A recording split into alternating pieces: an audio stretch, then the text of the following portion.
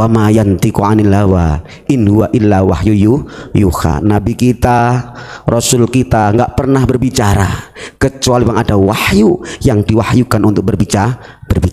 Itu yang perlu kita amati, yang perlu kita hati-hati, harus bisa ikut ambil langkah sebagai tuntunan uswatun hasanah. Jadi beliau menyampaikan di hadis tadi yang di Sahih Bukhari, inna min a'dhamil fira, sungguh di antara fitnah-fitnah dalam arti pendusta-pendusta yang berani dusta kepada Allah diseleksi, ada yang paling fundamental, ada yang paling besar, yaitu ayat da'iyar rajul ila ghairi abihi, berani-beraninya orang mengakui selain bapaknya. Zaman Nabi itu sudah banyak, karena istimewanya Nabi ya wajarlah banyak yang ngaku. Yang paling disayangkan pengakuan yang tidak bertanggung jawab. Lah ini yang waspada. Imbas efek dari pengakuan ini nanti wayuria ainahu malam taro, pengakuan pandangan mata yang tidak pernah dilihat oleh mata, itu dia berani menyampaikan secara otomatis, karena awal pengakuan akhirnya mata pun pandangannya pun menjadi pandangan yang menjadi pengakuan, berani mengaku. Bahkan kalau yuria diartikan mimpi, ya ini sering, bahwa berani kasih cara modus bahwa dia mimpi pernah melihat baginda Nabi Shallallahu Alaihi Wasallam. Nah, ini yang sering dibikin Pak Alawi, betul Pak? Para habaib, saya tadi malam mimpi oleh baginda Rasul. Yo, loh, ini efek akibat langkah setelah adanya pengakuan. Akhirnya timbul dusta lagi, berani. Tadi saya mimpi loh. Artinya yuria ainahu malam taro, menceritakan matanya mimpi padahal tidak pernah mimpi. Dusta gak dusta? Lanjutan itu dari hadis wa yaqul ala rasul malam yakul. Akhirnya bicara apa sumber dari Rasulullah padahal Rasulullah tidak pernah menyampaikan. Loh, ini akhirnya ini yang berbahaya.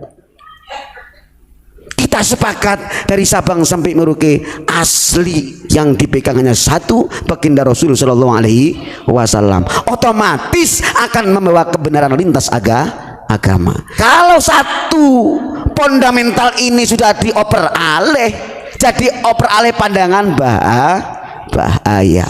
Makanya beliau Nabi inna min a'dhamil firo ayat da'iya ila ghairi abi.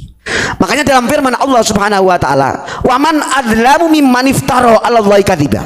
Adakah orang yang paling zalim, orang yang paling beraniaya dibandingkan orang yang berani bikin dusta kepada Allah Subhanahu wa taala? Ini termasuk firman-firman sabda Nabi Muhammad Shallallahu Alaihi Wasallam. Hadis menafsirkan, menjelaskan Al-Quran, bahaya, rawan.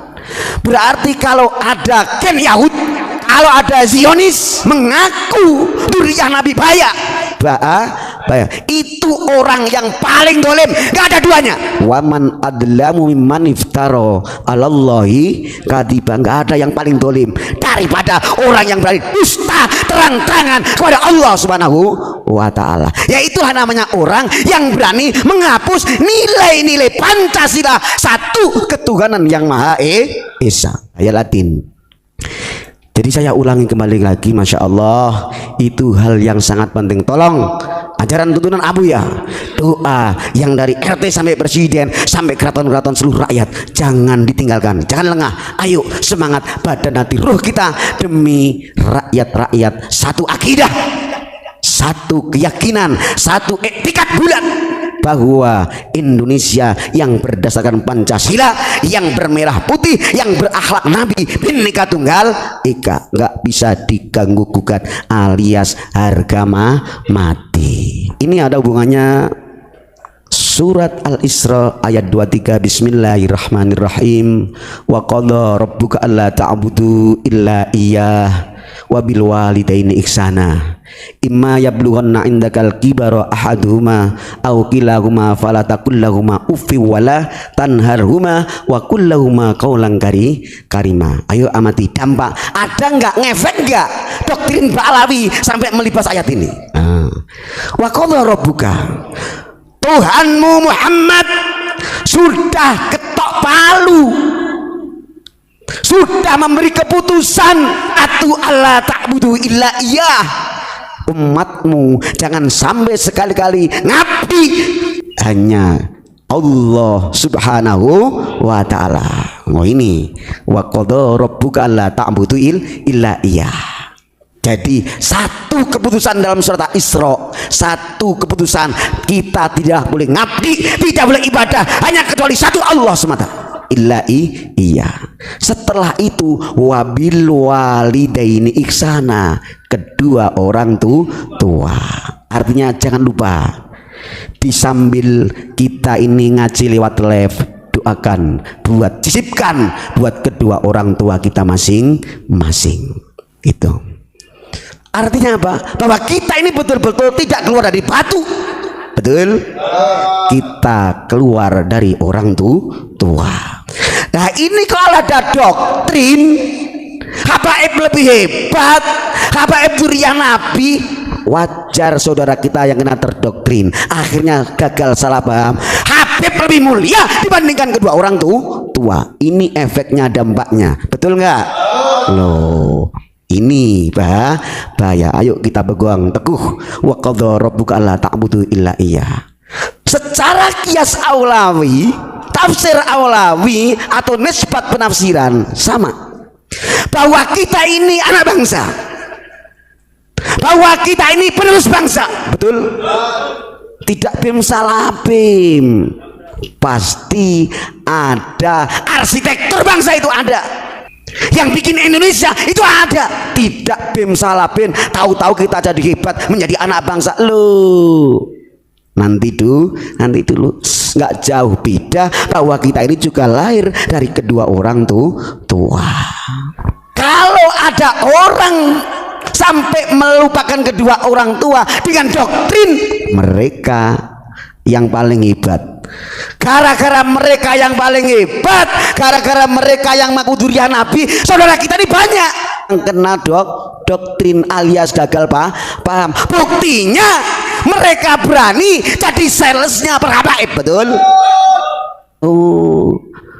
Nomor 2 kan orang tua, di nomor 1 kan Duriyah al habaib, padahal sampai ngeluarin duit. Lo bayang, ini banyak saksi di mana-mana sudah pada tahu, nggak asing bahwa para habaib betul-betul penipuan, bahkan ada salesnya. Nah, makanya betul baginda Nabi, qad shadaqallahu wa rasuluh, betul-betul apa yang disampaikan Rasul itu betul. Di zaman era Nabi sudah wanti-wanti, awas jangan sampai jual beli nasab. Dari ayat ini dan hadis-hadis ini ada sosok santrinya mazhab Imam Hanafi, ya Gus, yaitu Ibnu Taimiyah ya. Ibnu Taimiyah, Syekhul Islam, guru besar Islam, ini termasuk mazhab Hanafi. Hingga bisa menyimpulkan bahwa Islam atau agama ini kalau disaring, difilter hanya 2 poin. 1 istighfar, 2 Muhammad. Loh, ini pentingnya kita bahas duria ini. Sekali oper alih, Muhammad tertutup, Muhammad terkubur. Betul? Akhirnya belok menjadi Yahudi. Lah ini pentingnya. Cuman kalau garis miringnya kalau di sekarang NKRI berubah menjadi NKRB. Na'udzubillah min dzalik.